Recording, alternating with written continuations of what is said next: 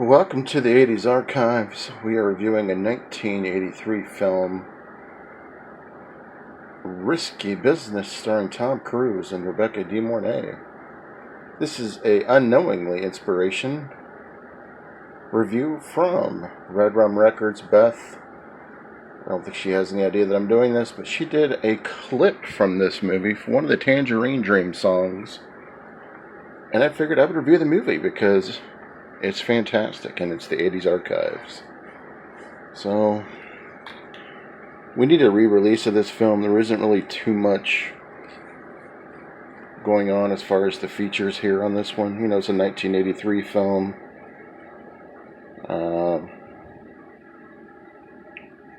Directed by Paul Berkman, who really didn't do a whole lot more after this. I think this was just kind of his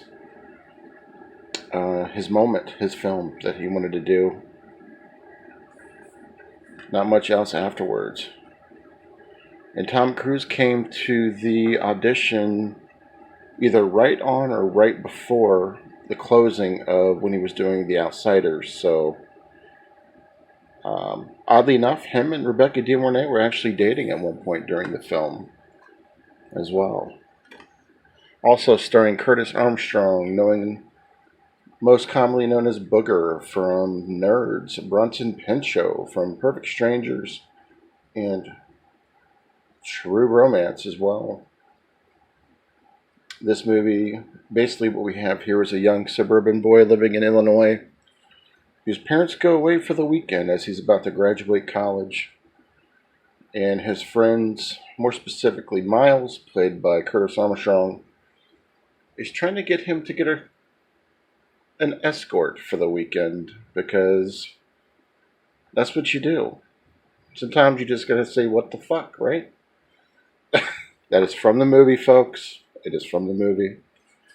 And so he's hesitant about it and stuff. And his parents finally go away and they're real high up on him. They're really kind of strict, wanting him to redo his SATs and everything. And he's preparing for college. They want him to go to Harvard. He doesn't know if he can get there or not because of his scores.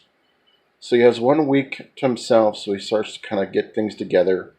That iconic Bob Seger scene from Rock and Roll, where he's dancing in his business shirt, his dress shirt, and his underwear, singing old time rock and roll, is one of the most iconic 80s scenes ever. The women love it. I may dress as that character for Halloween this year. I don't know. Maybe. He is wearing the Ray-Bans. He made those famous in that particular movie as well. Essentially what happens is he ends up calling the escort line, and a girl ends up showing up. Character played by Rebecca De Mornay. And they do the deed. She stays for a while, but he doesn't have enough money to afford to pay for her. So he has no idea how much the escorts cost. And so she decides to stay because she's with a dangerous pimp, Guido. And they start to fall in love a little bit. But as they are falling in love, things start to go worse as,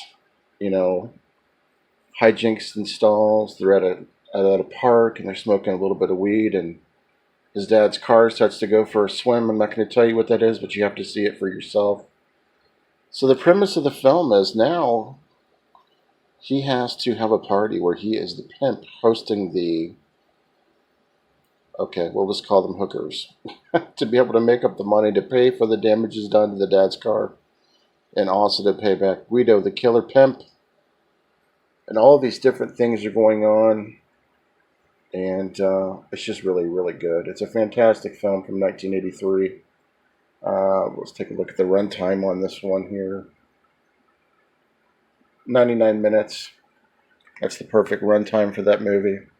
It feels shorter if you watch the movie, but I loved this movie. My thoughts on the film was great. I loved, all the intimate scenes were great. Those are what people consider to be some of the hottest scenes in Hollywood, even though there's not full frontal on all cases, but you do get to see some.